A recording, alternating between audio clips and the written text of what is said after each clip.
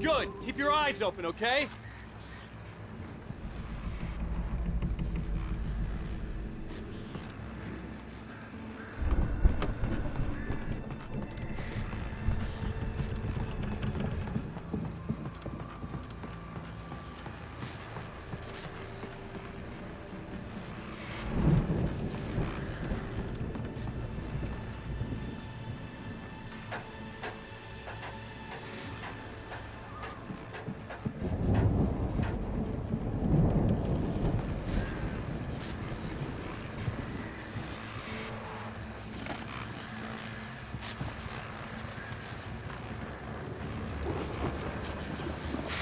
As you regular listeners know, I tend to work through the night, but I'm not the only one. Deputies Mulligan and Thornton are taking a couple of moments off their busy schedule to join me here in the studio.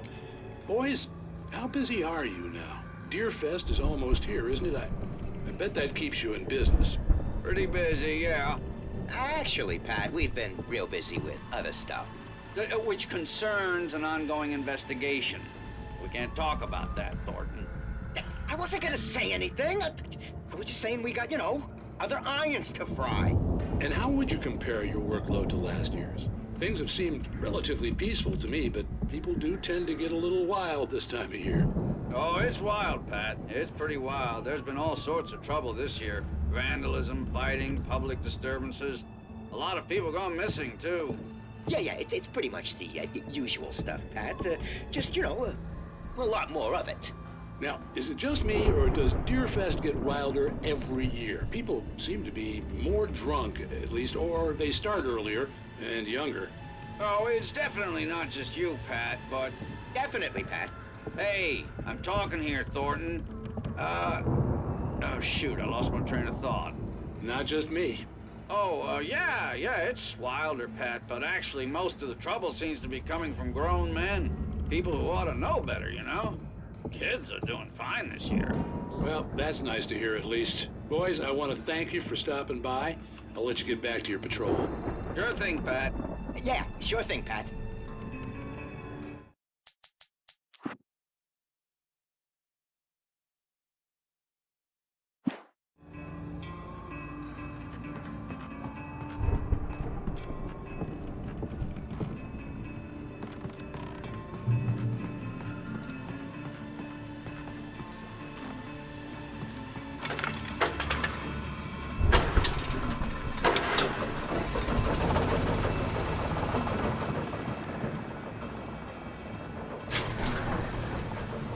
See the building that had to be the Andersons' home on the other side of the field.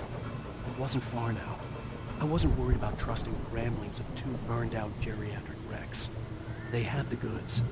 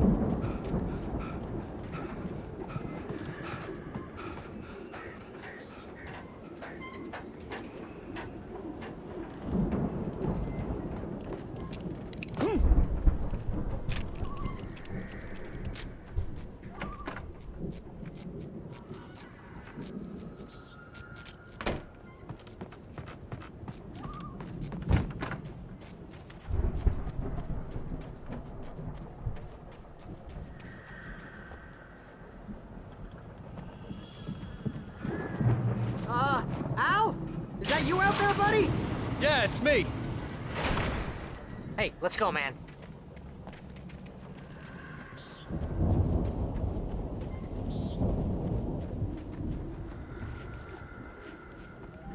I think we're gonna have to work together to open this gate, Al. Looks pretty heavy.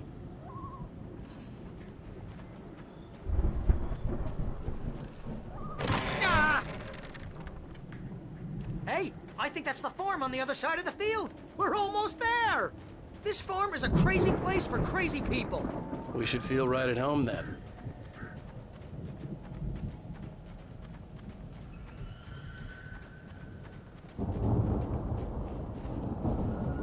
Come on, one more gig. Let's do this thing.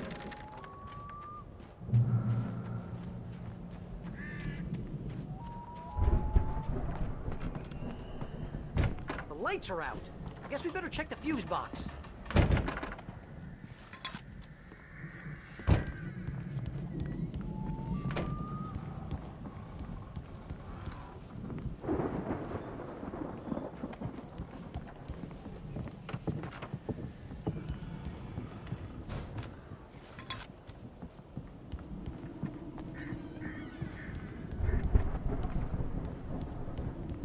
You know, this place looks kind of lived in. I thought the Andersons were in the booby hatch.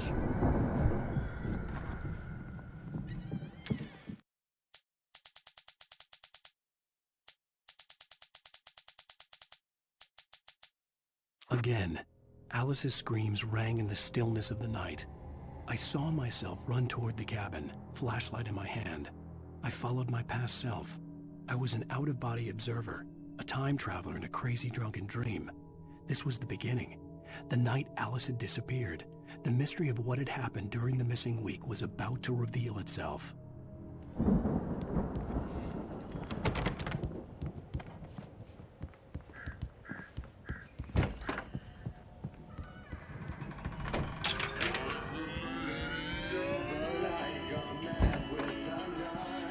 Can you hear that, Al? Music? Of course, we need to find where it's coming from. That's the message the Andersons talked about. That's the whole reason we're here. Lady of the Light? Oh, that's gotta be, what's-her-face, the crazy lamp lady from the town. Cynthia Weaver. Right. Must be.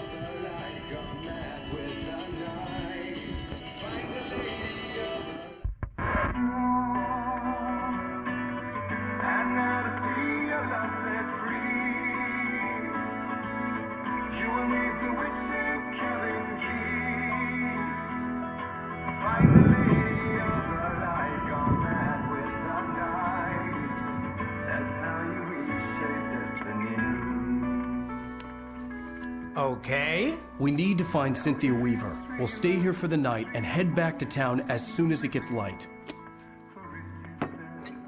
Hey, Al. Lots of hours before dawn. Might as well get some rest. And by rest, I mean drunk. Come on, Barry, this is... Yeah, what the hell?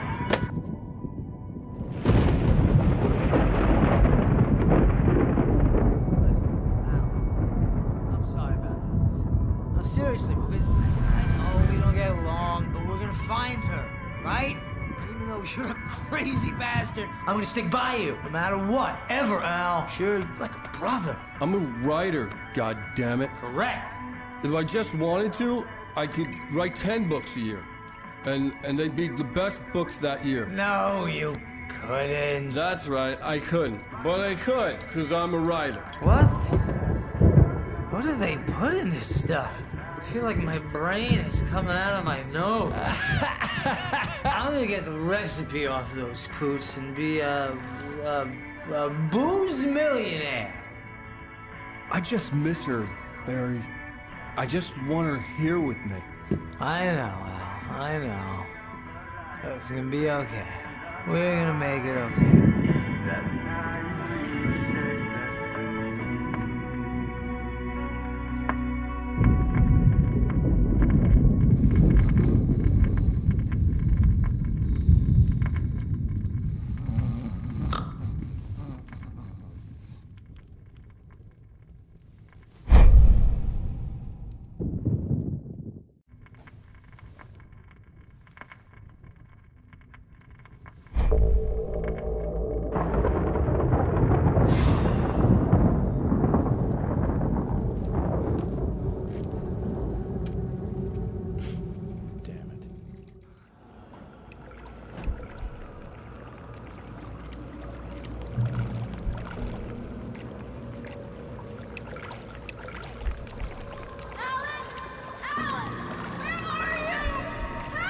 Alice, I'm coming! It's all right! I'm coming! It was a crazy, drunken dream. And yet, it was more than that. It was the truth. A suppressed memory unearthed by the Andersons' moonshine. I was there, an out-of-body observer. This was the night Alice and I had arrived at Bright Falls, the night Alice had disappeared. I had a chance to find out what had happened. I remembered being surprised to see the cabin dark. Alice would have never turned the lights off. Alice? Alice!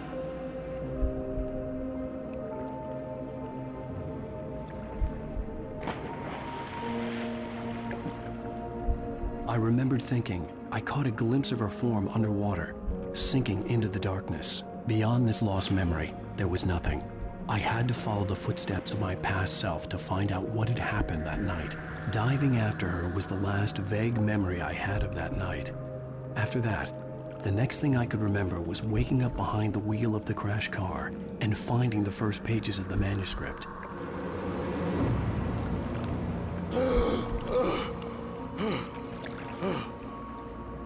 I couldn't find her in all that blackness. I must have thought she drowned.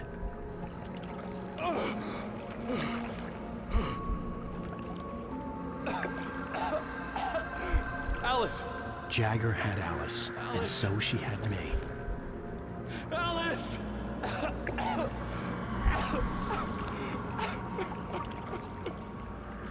I'd been easy prey.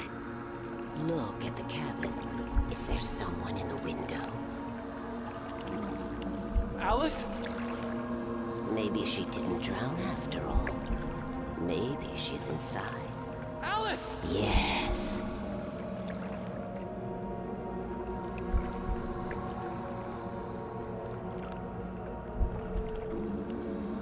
The dark presence had touched me. She had dug her nails into my brain and used me, made me her puppet.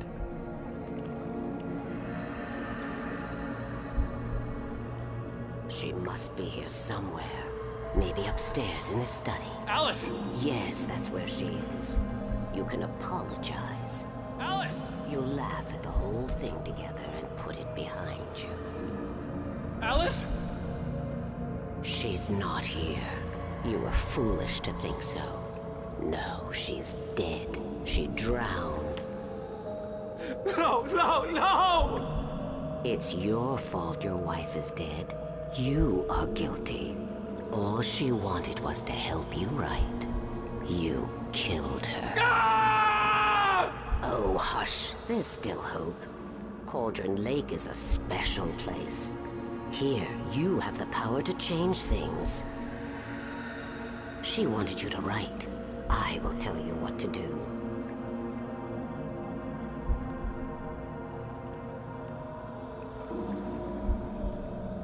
You can write her back. The story will come true, and all will be well again. She had Alice, and the manuscript was the ransom for her.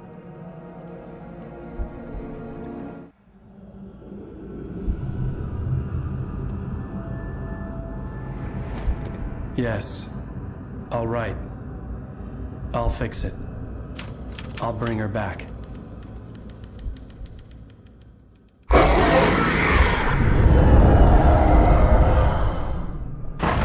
No. I wrote it. I remembered it all now. In the dark, I'd written for days, a week, almost a complete manuscript of a novel entitled Departure. Jagger had been my editor, whispering in my ear, making sure that the unfolding story would make her more and more powerful.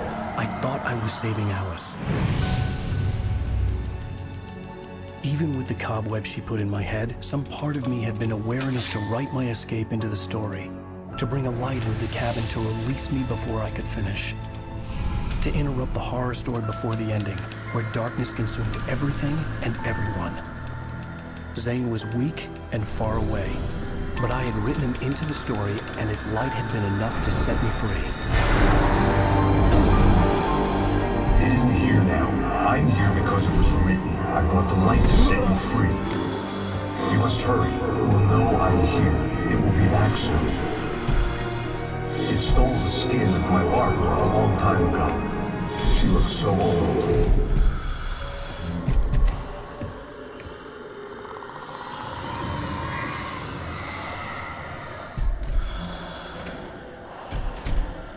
I had woken up, confused and groggy, my mind consumed by darkness and fear. All I could do was to escape.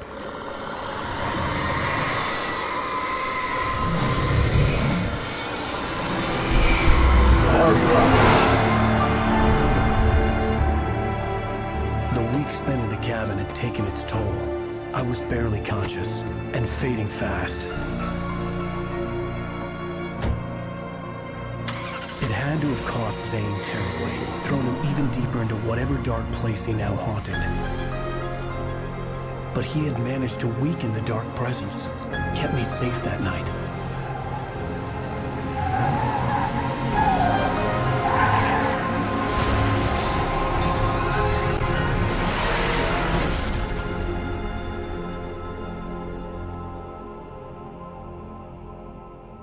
I wrote it. It's my fault. That's right, James Joyce. It's your fault, and you're gonna pay for it.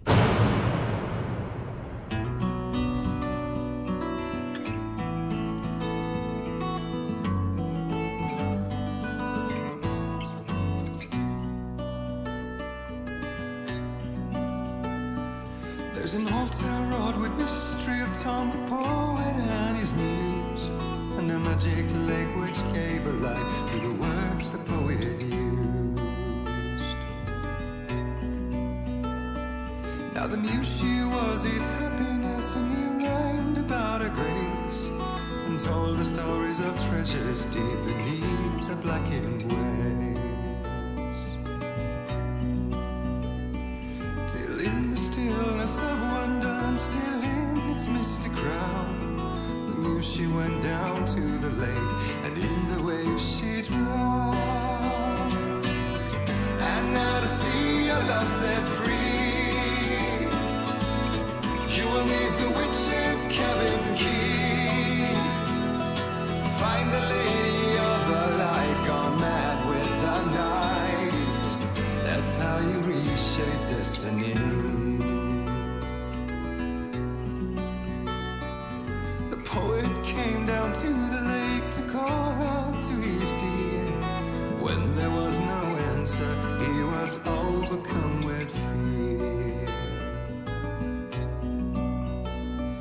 He searched in vain for his treasure lost, and too soon the night would fall, and only his own echo would wail back as his call.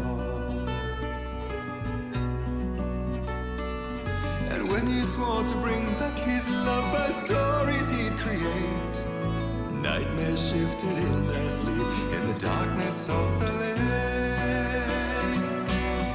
And now to see your love set free, she will need the witch's cabin key. Find the lady of the light, still raving in the night. That's how you reshape destiny. In the dead of night she came to him with darkness in her eyes. We're in a morning gown, sweet words as her disguise.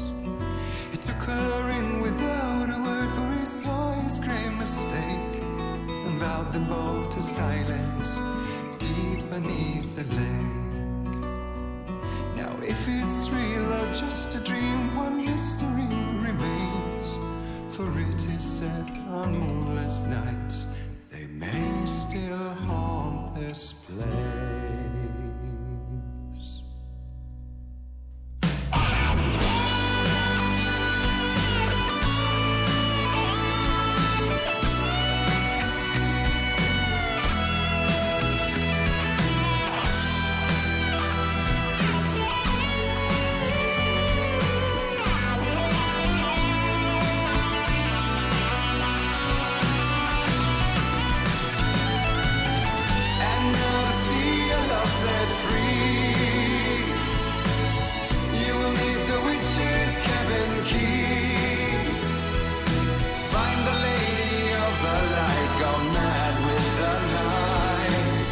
That's how you reshape destiny.